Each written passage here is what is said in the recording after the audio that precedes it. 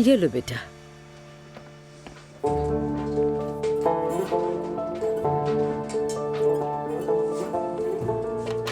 خیر و برکت ہو. امی، عبداللہ بابا نے اس بارے میں سنا تو انہوں نے میٹھا بھیجا ہے. اللہ ان سے راضی ہو. شاباش مریم، دسترخوان کا انتظام بہت اچھا ترتیب دیا.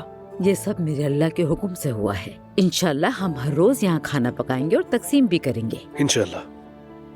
ذوالکر، تم محلے کے چائے خانے میں جا کر بتا دو. سب کو معلوم ہونا چاہیے تاکہ یہاں کے سب لوگ یہ بات جان جائیں.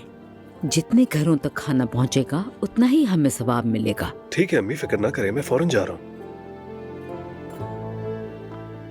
مریم، تم روز یہاں آتی ہو، تمہارے شوہر کو تو کوئی اعتراض نہیں ہے نا؟ نہیں، لیکن مجھے آپ سے کچھ ضروری بات کرنی ہے. ہاں کہو.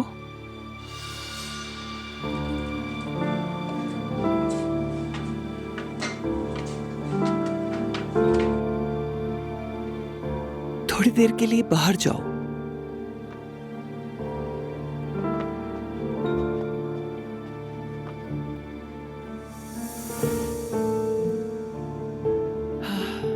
سب خیر ہے نا؟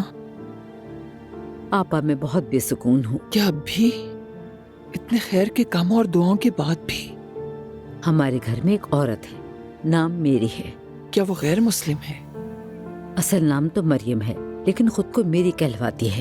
کفار کی نقل اور بس. بچی کی دیکھ بھال کر رہی ہے. وہ اس ایلف کی کزن بھی ہے. نہ دین کا خیال، نہ نماز، نہ کسی بات کی پرواہ ہے.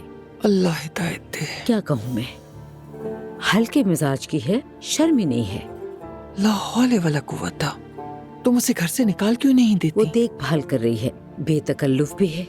عبداللہ صاحب کے ساتھ بیٹھ کر بہت کہکے لگاتی ہے وہ. اللہ ایسے لوگوں کو ہدایت دے.